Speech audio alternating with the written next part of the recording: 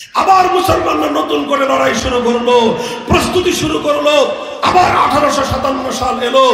1857 সালে হাজী ইমদাদুল্লাহ মুহাজির মক্কি রহমতুল্লাহ আলাইহি আল্লাহর জমিনে আল্লাহর আইন বাস্তবায়নের জন্য খেলাফতের ঘোষণা দিলেন এবং তিনি আমিরুল মুমিনিন হিসেবে মুসলমানদের উপর আল্লাহর আইন প্রয়োগ করার ঘোষণা দিলেন।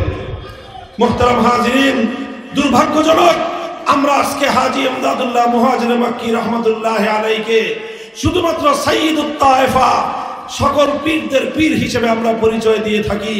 হাজী ইমদাদুল্লাহ মুহাজির মক্কি রহমতুল্লাহ আলাইহি যেমনিভাবে সকলের পীর ছিলেন, রশিদ আহমদ গঙ্গুহির পীর ছিলেন, কাসেম নানুতুবি রহমতুল্লাহ আলাইহির পীর ছিলেন, শাইখুল হিন্দের পীর ছিলেন, শাহ আশরাফ আলী থানভী রহমতুল্লাহ আলাইহির পীর ছিলেন। কিন্তু এমনি একদিকে যেমন তার পীরের পরিচয় ছিল, সঙ্গে সঙ্গে তিনি এই উম্মতের, এই ভারতবর্ষের আমিরুল মুমিনিন ছিলেন। তিনি আমিরুল মুমিনিন ছিলেন। তিনি খেলাফত ঘোষণা দিয়েছিলেন। তার সেই খেলাফতের প্রধান মার্কাজ, প্রধান রাজধানী ছিল থানা ভবন। তার একজন প্রধান সেনাপতি ছিল হাফেজ জামিল রহমতুল্লাহ আলাইহি। তার খেলাফতের প্রধান বিচারপতি ছিলেন রশিদ আহমদ গঙ্গুহি রহমতুল্লাহ আলাইহি। তার রাষ্ট্রে, তার খেলাফতের প্রধানমন্ত্রী ছিলেন কাসেম নানুতুবি রহমতুল্লাহ আলাইহি। এভাবে হাজী ইমদাদুল্লাহ মুহাজির মক্কি রহমতুল্লাহ আলাইহি তিনি আবার ইংরেজদের বানানো আইন প্রত্যাখ্যান করে, বাতিল করে মুসলিম সমাজের মধ্যে আল্লাহর আইন ফিরিয়ে আনার জন্য খেলাফত কায়েম করেছিলেন। আর তিনি যখন এই খেলাফত কায়েম করে আল্লাহর আইন জারি করলেন, ব্রিটিশ সাম্রাজ্যবাদীরা তাদের বিরুদ্ধে হামলা করলো, আক্রমণ করলো, লড়াই হলো, জিহাদ হলো।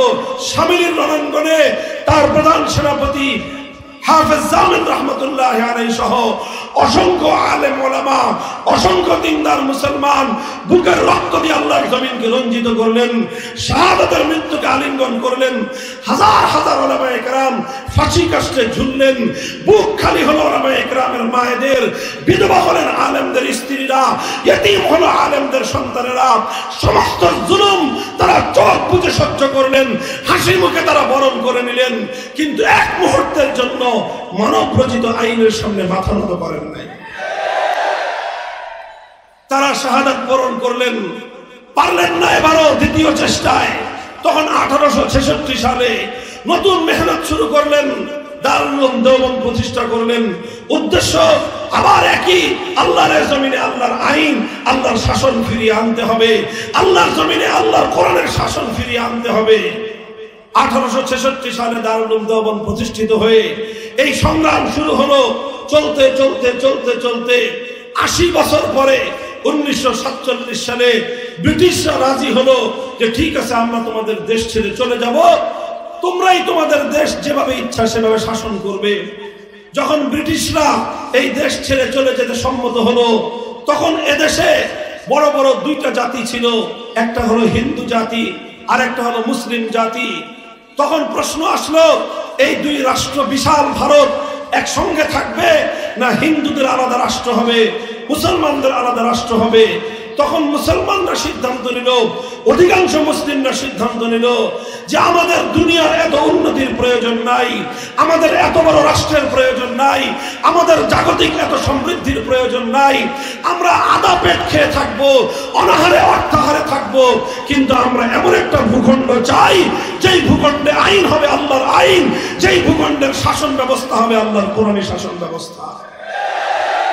শুরু হলো পাকিস্তান প্রতিষ্ঠার আন্দোলন। এই বাংলাদেশের ছাত্র জনতা, দুঃখজনক ইতিহাস আর তোমার পূর্বপুরুষদের গৌরবজনক ইতিহাসের একটা অধ্যায়। গভীর মনোযোগ দিয়ে শোনো। আল্লাহর জমিনে আল্লাহর কোরআনী শাসন ব্যবস্থা কায়েম করার জন্য এই গোটা ভারতবর্ষে সবচেয়ে বেশি ত্যাগ আর কোরবানি, সবচেয়ে বেশি আত্মত্যাগ, সবচেয়ে বেশি রক্ত যেই জনপদের মানুষ দিয়েছে, সেটা পশ্চিম পাকিস্তানের মানুষ না, সেটা রাওয়ালপিন্ডির মানুষ না, সেটা করাচি আর লাহোরের মানুষ না, সেটা খাইবার পখতুনখোয়া আর সেই বেলুচিস্তানের মানুষ না। আল্লাহর জমিনে আল্লাহর কোরআনের শাসন কায়েম করার জন্য ভারতবর্ষে যে জাতির সবচেয়ে বেশি অবদান, সে জাতি হলো এই পূর্ব বাংলা তথা বাংলাদেশের মুসলিম সমাজ। অত্যন্ত গৌরবজনক ইতিহাস আমাদের পূর্বপুরুষদের ইতিহাস। আমাদের পূর্বপুরুষরা তারাই বাড়ির কাছের কলকাতাকে লাথি মারলো, বললো যে তোমাদের সঙ্গে আমরা থাকবো না। বাড়ির কাছের দিল্লির সঙ্গে আমরা সম্পর্ক ছিন্ন করলাম। বিশাল ভারত রাষ্ট্র, যেই ভারত রাষ্ট্র আমাদের বাংলা জনপদের চারিদিক থেকে ঘেরাও করে আছে। আমরা এই ভারতের সঙ্গে থাকলে অনেক বড় রাষ্ট্র পেতাম, আমরা ভারতের সঙ্গে থাকলে অনেক বড় দেশ পেতাম, ভারতের সঙ্গে থাকলে পৃথিবীতে আমরা অনেক বড় রাষ্ট্রের নাগরিক হিসেবে সারা দুনিয়াতে আমরা চলাফেরা বিচরণ করতে পারতাম। কিন্তু আমাদের পূর্বপুরুষরা, তোমাদের পূর্বপুরুষরা বাড়ির কাছের দিল্লি আর বাড়ির কাছের ভারতবর্ষকে লাথি মেরে 2000 কিলোমিটার দূরের সেই পশ্চিম পাকিস্তানিদের সঙ্গে হাতে হাত রেখেছিল। এ কারণে নয় যে ওরা পশ্চিম পাকিস্তানি খান পাঠান, শুধু একটা কারণে, ওদের পরিচয় মুসলমান, আমাদের পরিচয় মুসলমান। আমরা বলেছিলাম আসো মুসলমান মুসলমান হাতে হাত রাখি, ভ্রাতৃত্বের বন্ধন স্থাপন করি, আর আমরা এমন একটা রাষ্ট্র করি যে রাষ্ট্রের সংবিধান হবে আল কোরআন। আল্লাহর কোরআনের আইনের দ্বারা শাসিত হওয়ার জন্য পশ্চিম পাকিস্তানের মুসলমানদেরও অনেক ত্যাগ রয়েছে, অবদান রয়েছে। তবে পশ্চিম পাকিস্তানিদের যেই পরিমাণ অবদান, সেই আল্লাহর নিজামে ইসলাম কায়েম করার জন্য, ইসলামী শাসন ব্যবস্থা কায়েম করার জন্য পশ্চিম পাকিস্তানিদের অবদানকে এক পাল্লায় রাখা হলে আর বাংলাদেশের মুসলমানদের অবদান অপর পাল্লায় রাখা হলে বাংলাদেশের মুসলমানদের অবদান তাদের চেয়ে 10 গুণ বেশি ভারী হয়ে যাবে। কিন্তু দুর্ভাগ্য আমাদের, আমরা স্বাধীন করলাম, আমরা হিন্দুদের থেকে আলাদা হয়ে মুসলিম রাষ্ট্র গঠন করলাম। এমন একটা রাষ্ট্র যে রাষ্ট্রের সংবিধান হবে কোরআনী সংবিধান, যে রাষ্ট্রের শাসনতন্ত্র হবে ইসলামী শাসনতন্ত্র, যে রাষ্ট্রের নিজাম হবে নিজামে ইসলাম। এরকম একটা স্বপ্ন নিয়ে এদেশের মানুষ 1000 মাইলের দূরত্বের পশ্চিম পাকিস্তানিদের সঙ্গে আমরা বন্ধন গড়ে তুললাম। কিন্তু দুর্ভাগ্য, পশ্চিম পাকিস্তানিরা আমাদের 1947 সালের 15ই আগস্টের স্বাধীনতা অর্জন হওয়ার পর থেকেই ওরা আমাদের সঙ্গে বিমাতাসুলভ আচরণ শুরু করলো, বিশ্বাসঘাতকতা শুরু করলো, গাদ্দারি করা শুরু করলো। আমাদের আলেম সমাজ বারবার তাদেরকে বলল, অঙ্গীকার পুরা করো, জাতির সঙ্গে যে ওয়াদা করে পাকিস্তান গঠন করেছিলে, মুসলমানদের জন্য একটা ভূমি হবে, ভূখণ্ড হবে, একটা দেশ হবে, যেই দেশের শাসনতন্ত্র হবে ইসলামী শাসনতন্ত্র, যেই দেশের আইন হবে আল্লাহর কোরআনের আইন, সেই অঙ্গীকার তোমরা পূরণ করো। পশ্চিম পাকিস্তানি রাষ্ট্রনায়করা বলতো হুজুরদেরকে যে হুজুর আর কয়েকটা দিন সবুর করেন। কেন সবুর করব? তারা বলতো যে রাষ্ট্রটা এখনো শিশু রাষ্ট্র, তো এখনো শিশু রাষ্ট্র হওয়ার কারণে এখন যদি আমরা এই রাষ্ট্রের মুসলমানি করাই তাহলে এই রাষ্ট্রটা টিকবে না। বুঝেন না এই কথা? আরে পোলাপানদের মুসলমানি করার আগে একটু বড় হয়নি। ওই পশ্চিম পাকিস্তানি শাসকরা আমাদের আলেম ওলামারা যখনই দাবি তুলতো যে রাষ্ট্রে মুসলমান বানাও না কেন, কয় হুজুর এই রাষ্ট্রটা শিশু, তো আরেকটু বড় হোক, এরপরে এই রাষ্ট্রকে মুসলমান বানাবো, রাষ্ট্রের মুসলমানি করায় কোরআনের শাসন আমরা কায়েম করব। এই করতে করতে 10 বছর যায়, 15 বছর যায়, 20 বছর যায়। হুজুররা যখনই বলে তখনই তারা বলে যে হুজুর এটা এখনো শিশু রাষ্ট্র, এখনই যদি আমরা এখানে ইসলাম কায়েম করি আমেরিকার সাহায্য পাওয়া যাবে না, ইউরোপ আমাদের থেকে মুখ ফিরিয়ে নেবে, আমরা তখন পৃথিবীতে মাথা উঁচু করে দাঁড়াতে পারবো না। এই নানা রকম অজুহাতে, ছলচাতুরি দিয়ে, অজুহাত দেখিয়ে এদেশের মুসলমানদেরকে 24 বছর পর্যন্ত বঞ্চিত করে রেখেছে। এদেশের মুসলমানদের সঙ্গে 24 বছর পর্যন্ত গাদ্দারি আর বিশ্বাসঘাতকতা করেছে।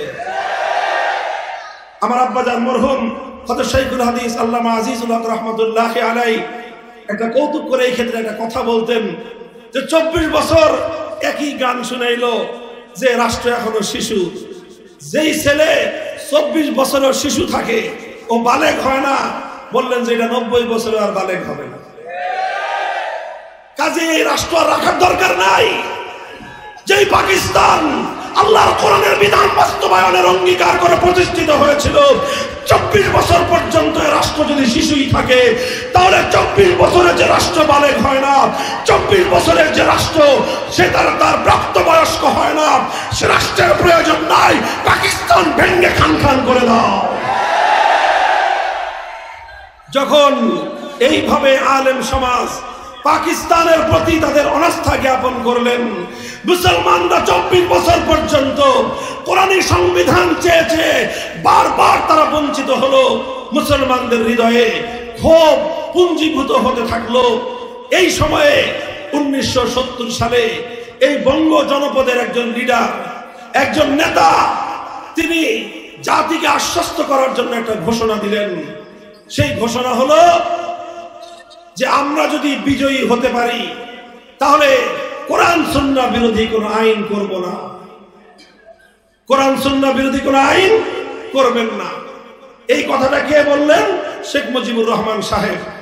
তিনি এই তার জন্মের ইতিহাসে সবচেয়ে ভালো কোনো কাজ যদি করে থাকেন তাহলে তার এই ভালো কাজটা ছিল 1970-এর জাতীয় নির্বাচনের সময় জাতির সঙ্গে তিনি একটা অঙ্গীকার করেছিলেন যে কোরআন সুন্নাহ বিরোধী কোনো আইন তিনি করবেন না। এটা আমাদের মোল্লা মৌলবীদের মুখের কথা নয়, এটা বাংলাদেশের স্বাধীনতার দলিলপত্র ঘেটে দেখেন। 1970 সালের জাতীয় নির্বাচনের আগে আওয়ামী লীগের যে নির্বাচনী ইশতেহার ছিল, সেই নির্বাচনী ইশতেহারের মধ্যে জাতির সঙ্গে প্রকাশ্যে ওয়াদা করা হয়েছিল কোরআন সুন্নাহ বিরোধী কোনো আইন তারা করবেন না। এরপরে কি দেখলাম আমরা? তিনি নির্বাচনে পাশ করলেন, বিজয়ী হলেন, মানুষ অন্ধভাবে তাকে ভোট দিল। বিপুল পরিমাণ ভোট পেয়ে মানুষের জনসমর্থন নিয়ে নির্বাচিত হলেন। কিন্তু পশ্চিম পাকিস্তানিরা বাংলাদেশি নেতার কাছে তারা ক্ষমতা হস্তান্তর করলো না। তার পরিবর্তে 25শে মার্চ ভয়াল কালো রাতে ঘুমন্ত বাংলার মানুষের উপর তারা ঝাঁপিয়ে পড়লো, নির্বিচারে হত্যাকাণ্ড চালালো।